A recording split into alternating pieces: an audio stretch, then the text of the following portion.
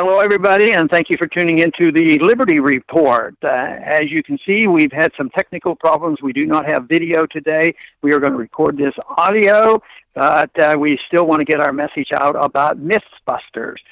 Chris, are you with us today to talk about the myth busting that we're going to do? Yes, Dr. Paul. Today we're going to talk about fascism, and there's a lot of myths that surround that.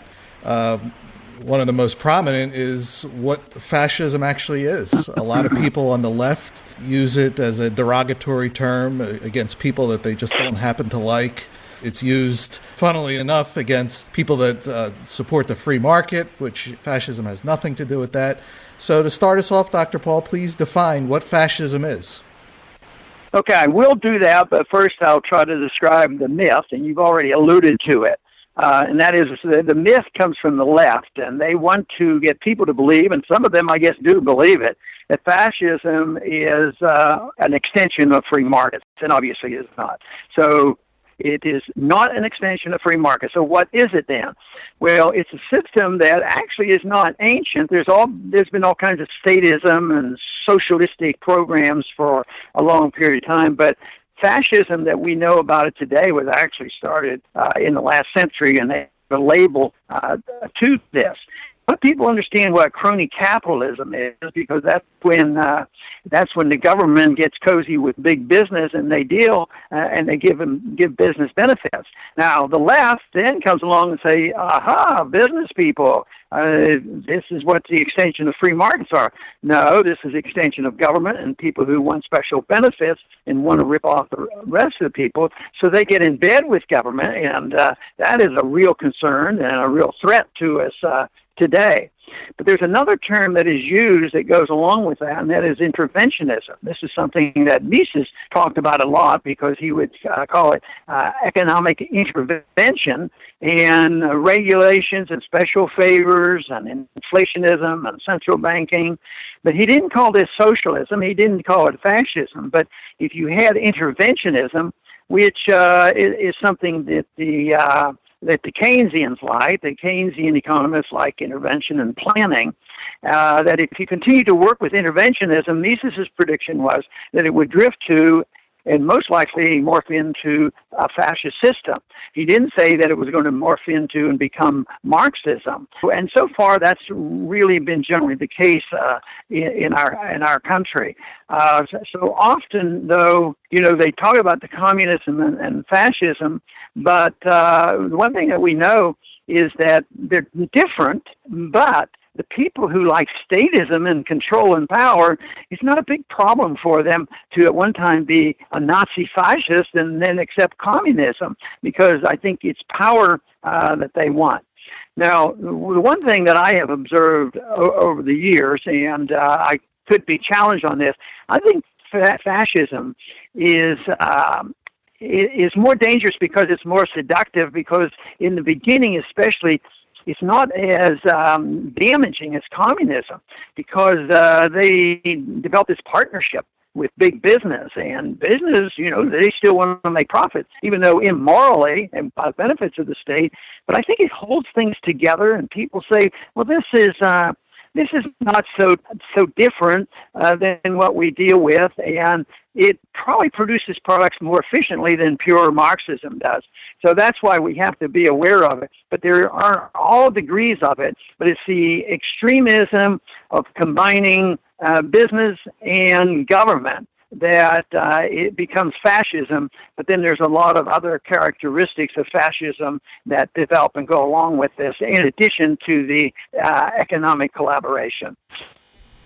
Yes, and you make a great point about fascism being more seductive. It's actually known as creating a vampire economy, whereas socialism and communism are quick to take down an economy. Fascist economy, it bleeds you dry very slowly and over time. And we're going to talk about different presidential policies and how that's progressed throughout the decades in America. We'll start with FDR. Many people are under the impression that FDR ushered in socialist policies. We even see it today with the campaign of Bernie Sanders. A lot of his supporters will say, yeah, well, FDR did this and socialism. But it wasn't the Marxists that caught the central planners' eyes in America back then in FDR's days. It was actually the fascists in Italy, specifically Benito Mussolini. He got a lot of good press in the United States. So please, Dr. Paul, explain how FDR's policies were not modeled after Lenin in Russia, but after Mussolini in Italy. Yeah, and the myth there is that most people say that FDR was a socialist, and technically speaking, he was not a socialist. And the same accusation goes against Obama. They say he's a socialist. But no, it doesn't mean that he's less harmful, but he's not, in the true sense of the word, a socialist. He's closer to a fascist. But Mussolini actually was the one that coined the word fascism in 1919. So fascism was started in a way by him because the Nazi type of fascism was an outgrowth of Mussolini, and most people would think it's the other way around. But he endorsed this whole idea that there would be aggressive use of state power. The state is very, very important, and there's an absolutism that the state is correct. And if you look at some of the things that they believe in, it really has a wide opening door for neoconservatism, because the fascists endorsed the principle, Mussolini did, of a dictator. He'd endorsed the principle of having an empire, and I guess what? We have an American empire that we talk about all the time. And then there's the principle of extreme nationalism, and we hear vibes of that coming from some of the candidates now, and it sounds good, and people get very confused of being a patriotic, decent American versus when does that morph into extremism based on nationalism and a special type of treatment of the people.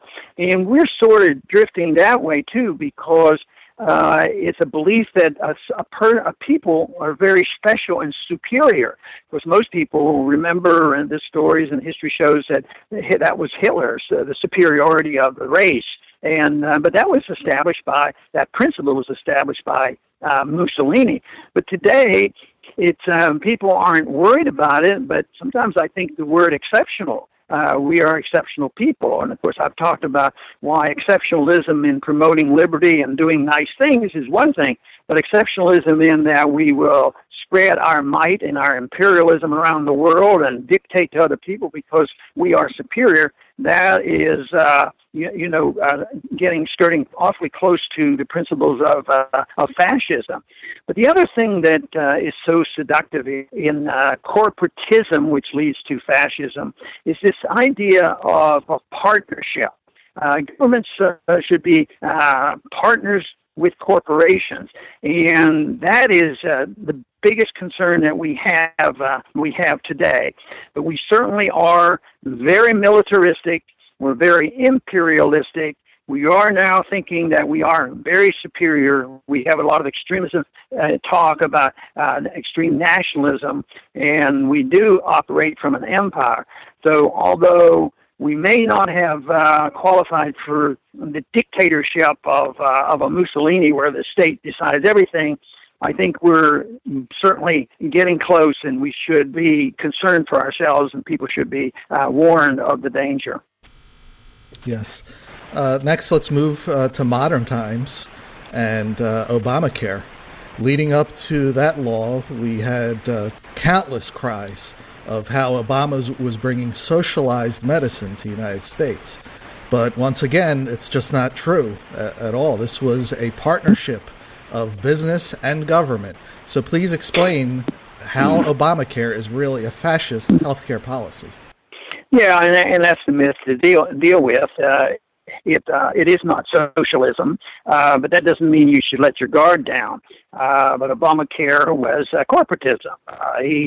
He dealt with taking care of the corporations, corporate medicine, organized medicine.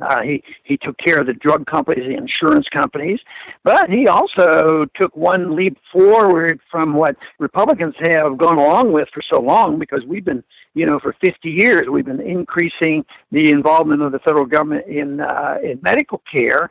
And so it's a very bipartisan, it's a philosophic principle that has been endorsed by, the Keynesians as well as the corporatists, as well as, the fascists would endorse this as well. But what Obama did with Obamacare was that caught the attention and woke up a few conservatives, mandates. You don't even have a choice. You will do this, or we will fine you. We'll put you in jail if you don't pay the fine. You have to do this. So this is getting, very, very authoritarian, getting very close to rejecting the market entirely. And we already have people who claim they're always for choice. There's a group out there, we have to have choice when they're arguing for reproductive rights, choice. But they're the ones who want to deny us a choice, which should be a natural right for us to decide what we do with our own bodies medically. They're totally inconsistent on that. But, we have certain things that we're moving toward where we can lose the market. The Mises always argue that interventionism is bad and it goes in the wrong direction, but you still have market forces. There's still supply and demand. There's still a pricing mechanism that covers up for many of the mistakes of government. But when they come in and they put price controls on things, you can destroy the market and close things down. I remember very vividly in 1971 when Nixon put on wage and price controls, that shortages occurred not a month or two later when the supplies were used up, but immediately, because the replacement of things, the prices were fixed and there was rampant price inflation, and the market literally stopped. And so for a while we operated with a very small market, and immediately what happens is the black market grows up. It develops rather quickly. So that's why in the socialist and Marxist economy, there's always a black market. And even under our conditions today, there are people who barely survive because they work in the real market. That is, they get to keep what they earn, and they do it for cash. The other area where we have drifted very close to totally accepting or pushing us into a fascist system, and one of the things that was in the Communist Manifesto was to have a strong central bank, a powerful central bank. And right now we have the insanity of this group of people in secret are smart enough to know what the interest rate should be. So we have price controls of money, which disrupts every transaction we have, and this is why we have such gross distortions in the marketplace, and the corrections are not permitted. So we keep doing more and more of the same thing. But Obamacare is not socialism, but if we're not careful, it's going to lead to fascism, and we're getting awfully close, and we better be aware of it. Yes, and finally, we'll finish up with promises of the future. And just to reiterate for our listeners, the key takeaway from fascism is a marriage of big business and government. So keep that in mind when you listen to this next quote.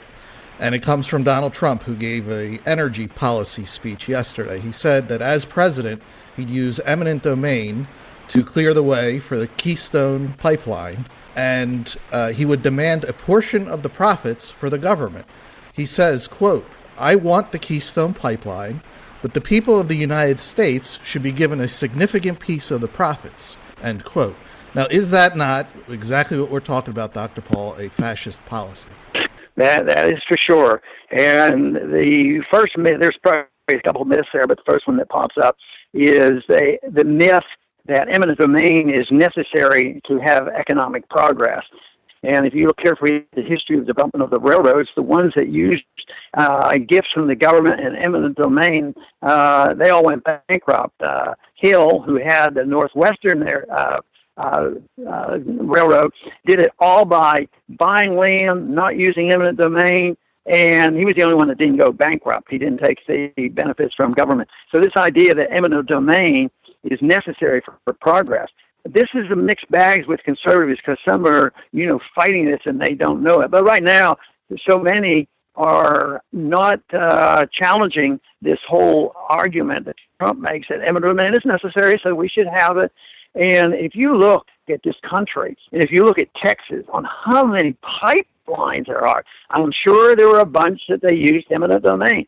But I'll bet the large majority has always been built by people buying up private land and paying a fair price for it. So it is not necessary to have eminent domain. Besides, it's unconstitutional because it was for public use, and an oil company is not public use, and no matter how they rationalize, that's a real stretch. But this idea that is floated now is, well, okay, eminent domain, the government's helping you, so we'll make a deal. The deal is we'll get you your pipeline, you work hard, and we'll be a partner in it. You give us half of your profits. And that's, boy, that is so close. That is what makes up fascism, is the absolute partnership between businesses. Most of the time it's a loose partnership because there's not a declared partnership with the medical, the drug industry and the government, but there's a quid pro quo. They lobby and they get the regulations and they make a lot of money and they're protected. But this is a literal agreement. This is a contract which would make the government part owner in the pipeline that they help get built by using an immoral approach of eminent domain. It reminds me of a story when I first was elected to Congress in a special election back in 1976. I defeated the preferred candidates by the establishment, who was a liberal Democrat, and Texas was all Democrat at the time. There were only 3 Republican candidates. But I surprised everybody, and I won this special election. So immediately afterwards, the founding fathers, or the fathers of the big city of Houston, because I was representing a large portion of Houston, they had a little reception for me. And it was sort of get to know your new congressman. We didn't know who you were. And some very big shots came, the finance people, the people who do have control of the politicians. And I can remember very clearly one of the most famous people in Houston was George Brown, and he was a money man, but he was never a supporter of mine. But he came to the reception and he was fine. But I remember what he said to me as we were walking out the door, and he says, "Just remember, it's important to maintain the partnership of business and government." And so they're very blunt about it, and they see that, and they do promote this, and they think they're morally superior because they admit, yeah, we want to be partners with you. And on the short run, like we said earlier, this can look beneficial. They get by with it, but it's what it turns into, which is horrible because it becomes dictatorship. And then there's all these other things that add on. If they have economic controls and partnerships, then you have the dictatorship and the empire building and strong nationalism and all these other things. So hopefully, Chris, this will be a little bit of a help to our listeners. And appreciate you being with us today, Chris. Yes, glad we were able to get the show in. Wonderful. And I'd like to let the audience know that we'll be on the air in regular fashion soon. And thank you very much for tuning in to the Liberty Report. Come back soon.